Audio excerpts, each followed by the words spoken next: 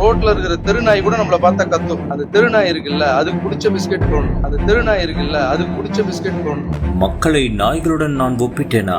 ஒரு சில தெருநாய்ங்கெல்லாம் பாத்தீங்கன்னா பிஸ்கெட் சாப்பிடுறேன், பிரியாணி தான் சாப்பிடுறேன், நாட்டுக்கு தான் சாப்பிடுறேன். என் தாய்க்கு சமமா நினைக்கிறேன். அவங்கள நாய்கள் அப்படின்ற அழைக்கிற அளவுக்கு கொடூரமான குணம் கொண்டவன் நாய் இல்லை. மக்களை நாய்களுடன் ஒப்பிட்டதாக லாரன்ஸ் மீது எழுந்த குற்றச்சாட்டு தாமதிக்காமல் விளக்கம் கொடுத்த நடிகர் லாரன்ஸ், ஒரு வீட்டுக்கே இவ்வளவு ஆகுதுன்னா ஒரு நாட்டை கொடுத்துருக்கீங்க, கொஞ்சமாவது டைம் பாசிட்டிவா திங்க் பண்ணுங்க. புதுசா அரசு வேணும், மாற்றம் வேணும்னு கேக்குறீங்க.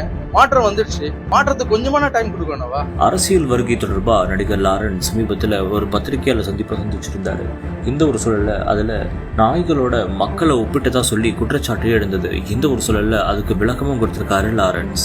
மக்களை நாய்கள் அப்படின்னு குறிப்பிட்டதா சிலர் தவறான செய்திகளை பரப்பிட்டு வராங்க. அது முற்றிலும் பொய்யானது.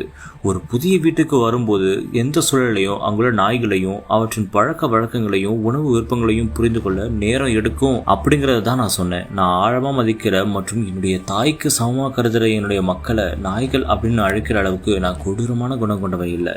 புதிய சூழலுக்கு ஏற்ப பழகிக்கொள்ள நேரம் தேவைப்படும் அப்படிங்கிறத பத்தி தான் நான் விளக்கம் கொடுத்தேன் அப்படின்ற மாதிரியும் சொல்லியிருக்காரு நடிகர் லாரன்ஸ்.